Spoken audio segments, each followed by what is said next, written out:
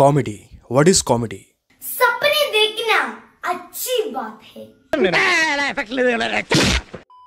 Professional entertainment consisting of jokes and sketches intended to make an audience laugh. Hey, labade! Hey! Masadro lunja! No. This is not comedy. This is cringe.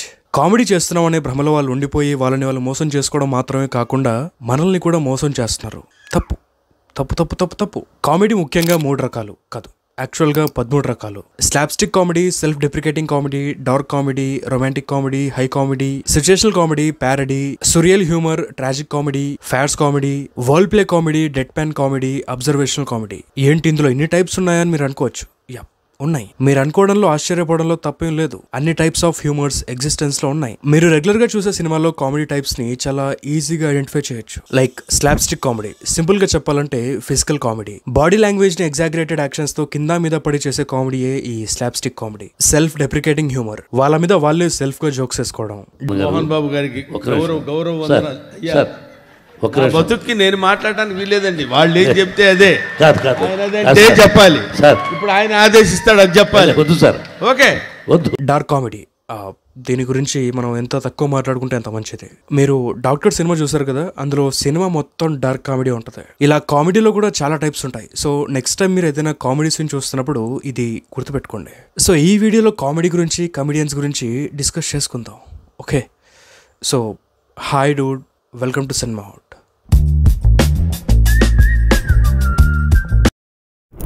నవరసాల్లో ఏదైనా అతి కష్టమైన, అతి క్లిష్టమైన aspect ఏదైనా ఉందంటే అది హాస్యం, కామెడీ, నవ్వించడం. ఏ emotion అయినా ఎలాగోలాగా కవర్ చేయొచ్చు, కానీ కామెడీతో, హ్యూమర్తో మాత్రం కవర్ డ్రైవ్స్ ఆడలేం, దొరికిపోతాం.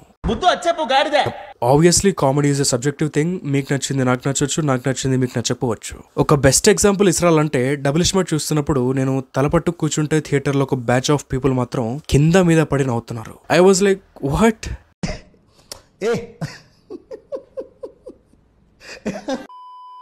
నాకేమైనా చిప్పు దుబ్బిందా అని ఒక సెకండ్ నా మీద నాకే డౌట్ వచ్చింది. కానీ మోస్ట్లీ ఏది కామెడీ, ఏది క్రింజ్ అనేది చాలా సింపుల్ గా తెలిసిపోద్ది. సినిమా కొంచెం ముందుకెళ్ళాక కామెడీ సీన్స్ వచ్చినప్పుడు వాళ్ళు కూడా మొఖాలు తేలేశారు.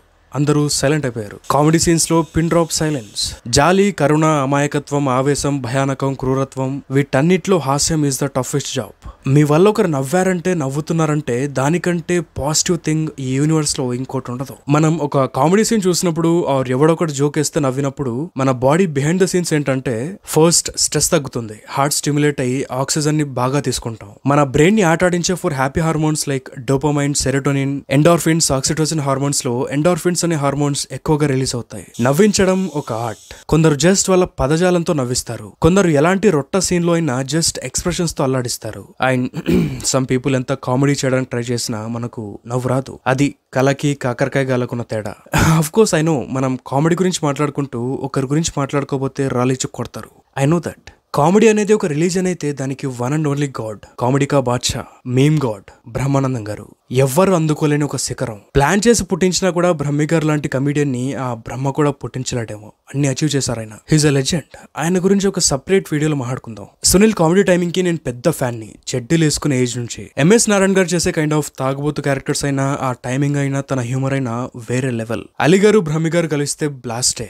అల్లరి నరేష్ కామెడీ సీన్స్ తో కొన్ని కామెడీ ఛానల్స్ ఏళ్ల తరబడి బతికేశాయి. వేణుమాధవ్ గారు, ఉత్తేజ్ గారు, నర్సింగ్ యాదవ్ గారు, చిట్టుబాబు గారు, తనికెల భరణి గారు, పృథ్వీరాజ్ గారు, సారథి గారు, కొండవలస లక్ష్మణరావు గారు, జీవా గారు, హర్షవర్ధన్ గారు, శ్రీనివాస్ రెడ్డి గారు, రఘుబాబు గారు, కృష్ణ భగవాన్ గారు, జయప్రకాష్ రెడ్డి గారు, ఆహుతి ప్రసాద్ గారు, సుబ్రహ్మణ్యం గారు, శివనారాయణ గారు, పోసాని గారు, ఎల్బి శ్రీరామ్ గారు, కోవై సరళ గారు, సత్యం రాజేష్, శకలక శంకర్. ఇలా మన టీఎఫ్ఐ లో ఉన్న డిఫరెంట్ కైండ్ ఆఫ్ కమెడియన్స్ వేరే ఏ ఇండస్ట్రీలో లేరనుకుంటా ఐ థింక్. అండ్ నేను ఇంకా ప్రెసెంట్ ఉన్న కమెడియన్స్ గురించి పూర్తిగా చెప్పలేదు, లిస్ట్ ఇంకా ఉంది. But eventually TFI is growing, చాలా ఫాస్ట్ గా గ్రో అవుతుంది. కానీ ఇప్పుడు వచ్చే సినిమాలో ఏదైనా మిస్ అవుతున్నాం అంటే ఎస్, కామెడీ మిస్ అవుతున్నాం. దీనికి డిఫరెంట్ రీజన్స్ ఉన్నాయి. వాటి గురించి మనం వీడియోలో ముందు మాట్లాడుకుందాం. బట్ దానికంటే ముందు మనం ఒకరి గురించి మాట్లాడుకోవాలి. రీసెంట్ గా ఒక సినిమా రిలీజ్ అయింది, మత్తు వదలరా 2. ఆ సినిమాలో స్టోరీని ప్లస్ మెయిన్ లీడ్ ని కూడా ఓవర్ షాడో చేశాడు తన పర్ఫార్మెన్స్ తో, తన కామిక్ టైమింగ్ తో.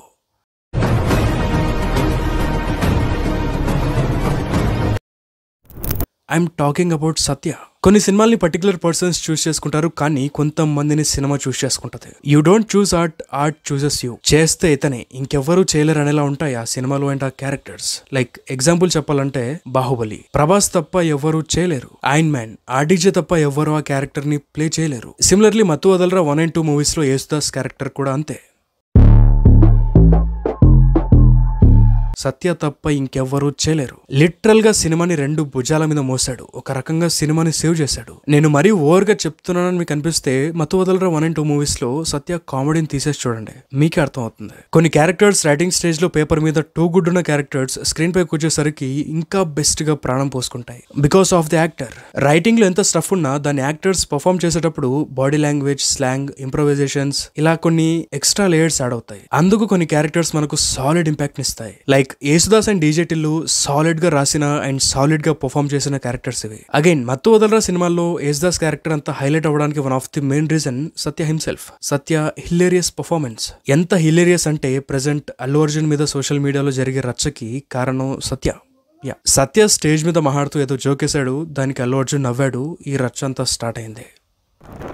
అండ్ ఇక్కడ డైరెక్టర్ ని కూడా అప్రిషియేట్ చేయాలి. బికాస్ సత్యకి ఆ స్పేస్ ఇచ్చారు పర్ఫార్మ్ చేయడానికి. మెయిన్ లీడ్ కి ఈక్వల్ కాదు. మత్తు వదలరా 2లో సత్యాన్ని హీరో అనుకుని చేసినట్టుంటే తన పర్ఫార్మెన్స్. లిటరలీ ఏ ఒక్క సీన్ వదలడు. ఈ సినిమాలో ప్రతి ఒక్క క్యారెక్టర్ ఏదో ఒక డ్రగ్ లో ఉంటది. పవర్, మనీ, నేమ్, ఫేమ్ ఇలా ఏదో ఒక ఎమోషనల్ డ్రగ్ లో ఉంటది. గ్రీడీనెస్ అనే డ్రగ్ లో పడి యేసుదాస్ అండ్ బాబు కొడేసుకుంటూ ఉంటారు. ఇలా అత్యాశలు చేసే పనుల వల్ల, దాని వల్ల వచ్చే కాన్సిక్వెన్సెస్ వల్ల క్యారెక్టర్స్ మధ్య మంచి హ్యూమర్ జనరేట్ అవుతుంది న్యాచురల్ గా. As I said, space. Perform చేయడానికి ఆ స్పేస్ కావాలి ఏ ఆర్టిస్ట్ కైనా.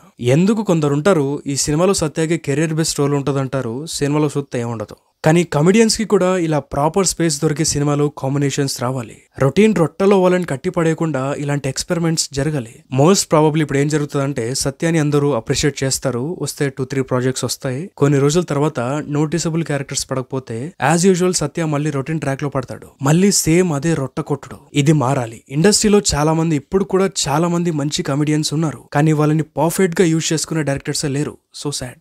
ఏదో అరాకురా ఇంపాక్ట్ లేని సీన్స్ కి, ఫ్రెండ్ రోల్స్ కి, దెబ్బలు తినే రోల్స్ కి కమెడియన్స్ ని వాడుతున్నారు తప్ప సీరియస్ గా వాళ్ళపై ఎవరు కాన్సన్ట్రేట్ చేయట్లేదు. అప్పట్లో కమెడియన్స్ అంతా షైన్ అవ్వడానికి రీజన్ ఏంటో తెలుసా? కొన్ని కాంబోస్ ఉండేవి. అంటే సోలో కమెడియన్స్ కాకుండా 2-3 కమెడియన్స్ ని పెట్టి కామెడీ సీన్స్ జనరేట్ చేసేవాళ్ళు. లైక్ కోట గారు అండ్ బాబుమోహన్ గారు, బ్రహ్మానందం గారు, కోట గారు, బ్రహ్మానందం గారు, కోవై సర్ల గారు, ఇలా కొన్ని కాంబినేషన్స్ ఉండేవి. అండ్ సినిమాలు ఉండే వాళ్ళకు. ఇప్పట్లో ఒక్కో సినిమా 2-3 years పట్టేది కాదు. అప్పట్లో 2-3 months లో ఒక సినిమా దింపేవాళ్ళు. ఇక్కడ నేను ఎవరిని క్రిటిసైజ్ చేయట్లేదు. ఆబ్వియస్లీ స్కేల్ పెరిగింది కాబట్టి క్వాలిటీ మూవీస్ తీయాలంటే టైం పడుతుంది, ఒప్పుకుంటా ఈ విషయంలో. I'm just telling facts. అప్పుడు అలా ఉండే సిచ్యువేషన్. సో ఆబ్వియస్లీ వాళ్ళకి పని దొరికేది, పర్ఫార్మెన్స్ కి స్కోప్ ఉండేది, సినిమాలు ఉండేవి. అలీ గారు ఒక ఇంటరాక్షన్ లో చెప్పిన దాని ప్రకారం ఒకప్పుడు కమెడియన్స్ 2-3 shifts లో వర్క్ చేసేవాళ్ళంట.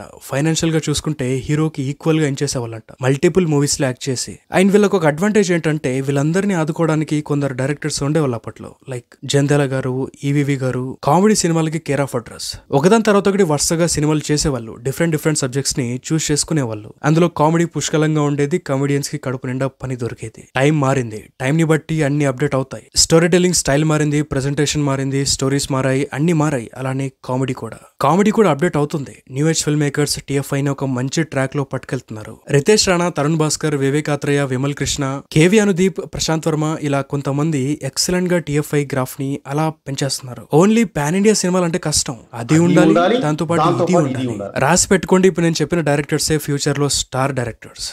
పాస్ట్ లో శ్రీను వైట్ల గారు, పూరి గారు, త్రివిక్రమ్ గారు మంచి సర్వీస్ చేశారు. మంచి కాదు, బ్రహ్మాండంగా పనిచేశారు. కానీ వాళ్ళు ఇప్పుడు చేసే అటెంప్ట్స్ కంప్లీట్ గా ఫెయిల్ అవుతున్నాయి. Reasons very simple. ఆడియన్స్ ని గ్రాంటెడ్ గా తీసుకుంటున్నారు, అందుకే బోకా లాంటి క్యారెక్టర్స్ వస్తున్నాయి. ఐ థింక్ వాళ్ళు ప్రాపర్ గా టైం తీసుకుని అప్డేట్ అవ్వాల్సిన అవసరం ఉంది. అండ్ వైట్ల గారిది ఒక అప్కమింగ్ ఫిల్మ్ ఉంది, అందులో ఒక ట్రైన్ ఉంది, అది కంపల్సరీ అస్సాం ట్రైనే, no doubt. So that's it.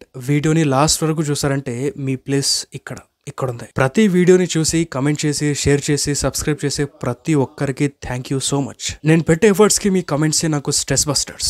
చేయండి, ఎంత వీలైతే అంత ఈ వీడియో గురించి కామెంట్ చేయండి. అండ్ నెక్స్ట్ వచ్చే వీడియోస్ కూడా ఇంట్రెస్టింగ్ గా ఉండబోతున్నాయి. అవి మిస్ అవ్వకుండా ఉండాలంటే మీరు ఖచ్చితంగా ఇన్స్టాలో ఫాలో అవ్వండి. ఇక్కడ సబ్స్క్రైబ్ చేసుకోండి. కింద ఎక్కడో దగ్గర బ్లాక్ కలర్ వేసుకుని దొంగలా ఉంటుంది, దాన్ని నొక్కండి. నెక్స్ట్ వీడియోలో మళ్ళీ కలుసుకుందాం. Till then enjoy your next moment. Thank you. Thanks for watching this video and bye. Mathu Vadalara 2లో సత్యానే మెయిన్ హీరో అయితే ఎలా ఉంటుంది?